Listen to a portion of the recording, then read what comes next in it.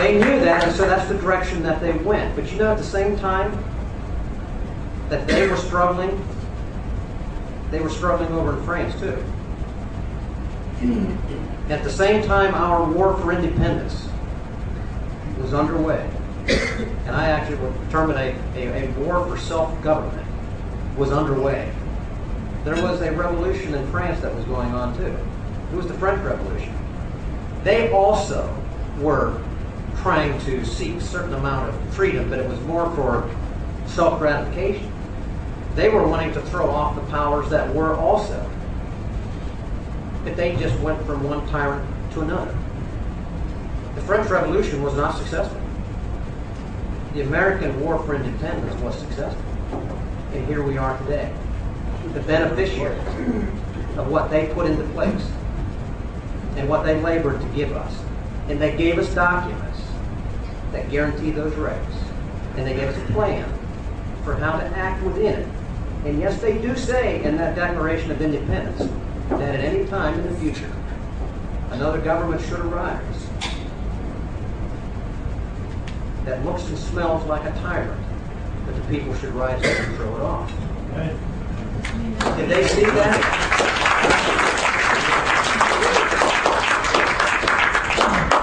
But those are heavy words. Those are not light words. Now, are we at that point today? We're getting close.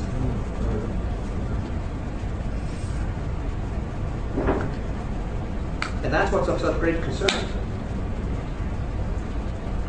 When people come to me and say, what should we do?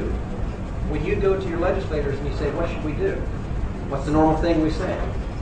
Write your legislators. Call. And on election day, elect good guys.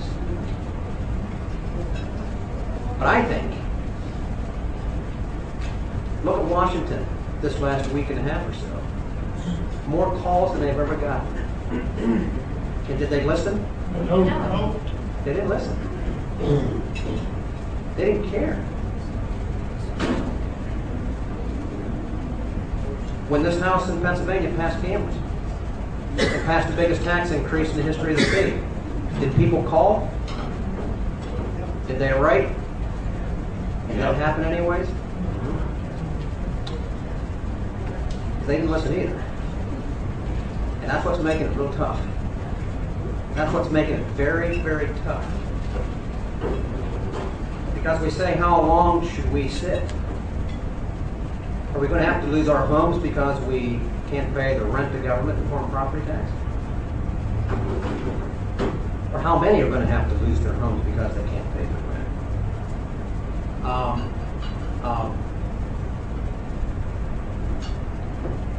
How many jobs do we have to lose across this Commonwealth because we essentially, in the nation, because we've essentially allowed them to all go overseas? When do we draw the line? We're witnessing the evacuation of our wealth today to the printing of money. How long do we wait until we have nothing left? Those are the kind of hard questions that I think we're all dealing with.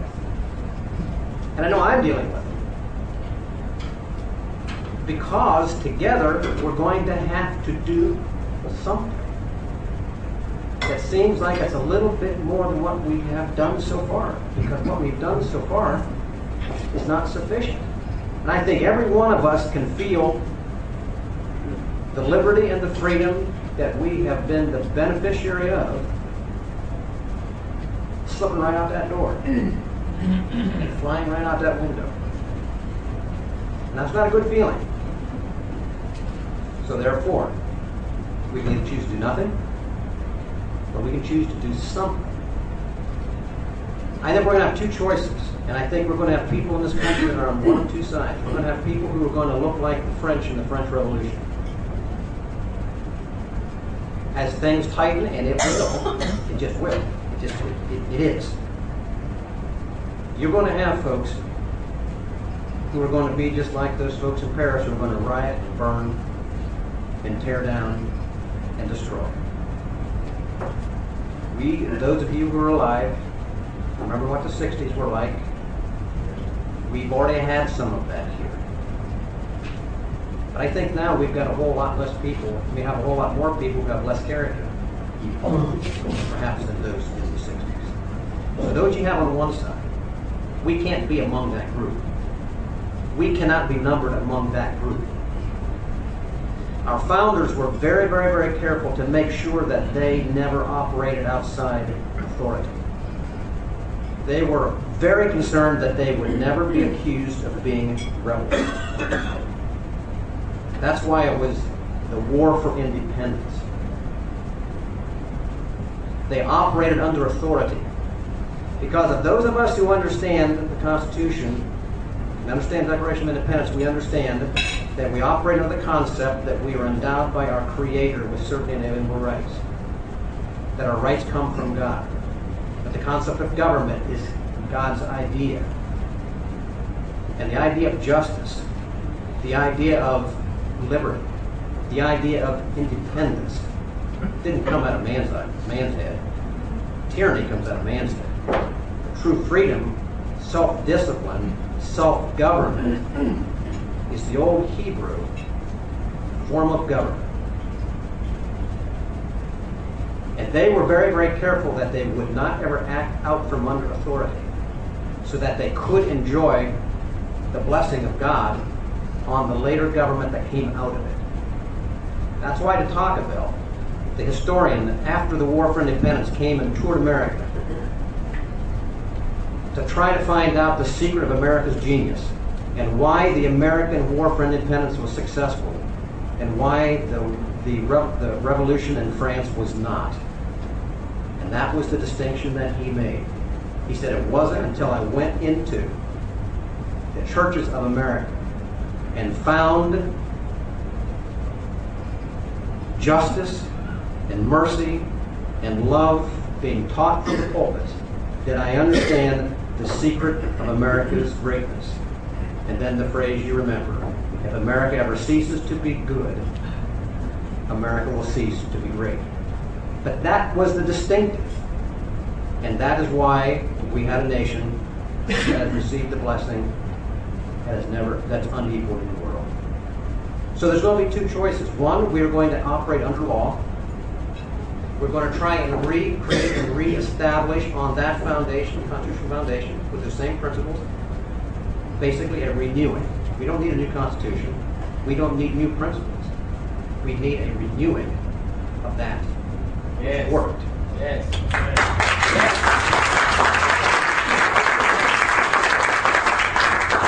And so I see this happening before us is that those are too fast. I think America is at this point at this fork in the road.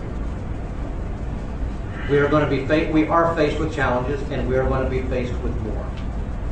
The choice is up as one.